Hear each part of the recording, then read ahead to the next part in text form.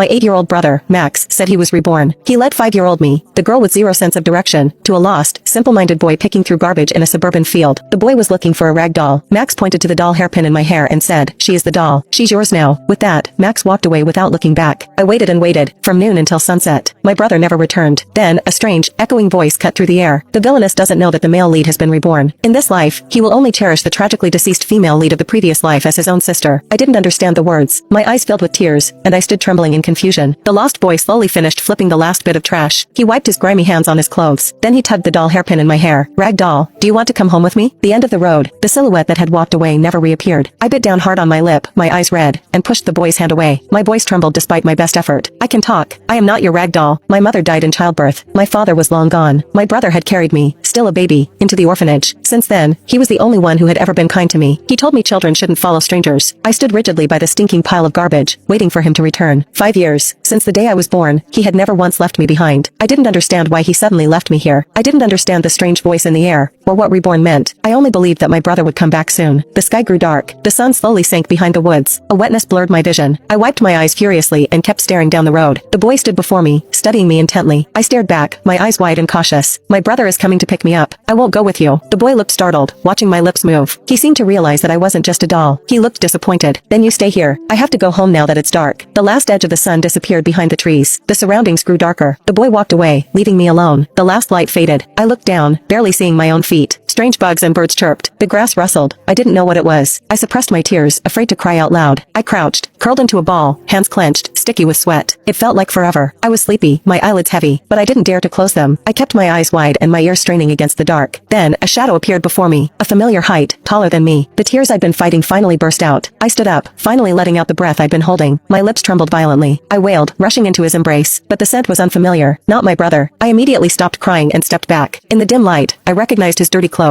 The boy who was picking through the trash. He looked at me in the dark. After a long pause, he said foolishly, "Your brother definitely doesn't want you." I was furious and ashamed. I clenched my fists. "You're lying." The boy was serious. "He said he was leaving you for me, like a rag doll. No one picks up something they threw away." I bit down hard. I wanted to argue, but no words came out. I could only make small whimpering sounds. The boy looked around. "No one wants you. If you stay here, the monsters will eat you." He turned to leave. I couldn't hold back the tears, shaking uncontrollably. "You're lying. Brother will come for me." But my feet moved on their own, chasing after him. I was truly terrified of the monsters behind me. I cried louder. Unconsciously, I reached out and grabbed his sleeve. I held on tightly, sobbing. "Brother is coming. He promised to buy me a cake today. It's my birthday. He saved up for months. Last night, he had gently held my hand and said, 'Little Jane, tomorrow I'm going to give you the biggest surprise.'" We walked for a long time. When I hiccuped from crying, I suddenly noticed the light ahead. The strange voice in the air returned. "Isn't this the military base? The place where the female lead will soon be adopted and live?"